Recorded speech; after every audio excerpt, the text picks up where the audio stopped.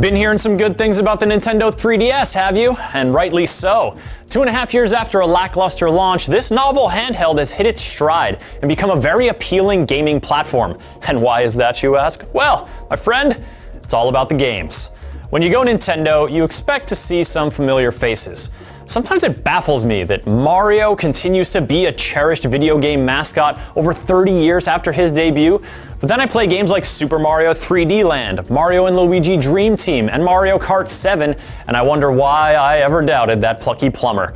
The 3DS plays host to great handheld standbys like the puzzling logic games of Professor Layton, the tricky legal cases of Phoenix Wright, the creature-capturing craziness of Pokémon, the tense strategic battles of Fire Emblem, and most recently, the triumphant return of the iconic adventuring series, The Legend of Zelda.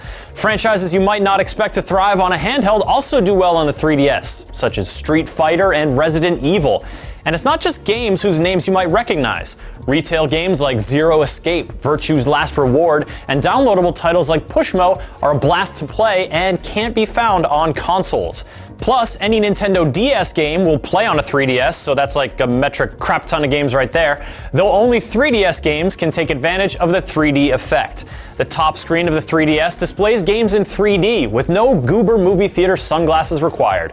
When it's cool, it's really cool. And when it's not, you can just turn it off with a little 3D slider. The bottom screen is a touchscreen, like the Nintendo DS before it, but it isn't quite as good as your mobile device touchscreen, so you're gonna want to use the included stylus. The 3DS also has this reach out and virtually touch someone mode called Street Pass. When your 3DS and someone else's 3DS come into close proximity with one another, they can do a cheeky little data exchange that will unlock special stuff in certain games and let you play a suite of included mini-games. It sounds kind of silly until you see an entire office of grown-ups pestering each other on a daily basis for virtual puzzle pieces. Then it's still kinda silly, but oddly fun. The big question when it comes to buying a 3DS, however, is do you choose the original 3DS model or the newer, bigger, slightly more expensive 3DS XL? There's also the slab-like, oversimplified, no 3D having 2DS, which is fine for like little kids, maybe.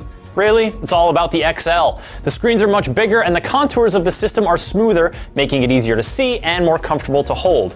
Not that the original 3DS is bad, I've still got one, just that the XL is better, and I wish I'd bought that one instead. So, after considering the Nintendo 3DS from all dimensions and taking the time to make that terrible pun, the Nintendo 3DS is a buy.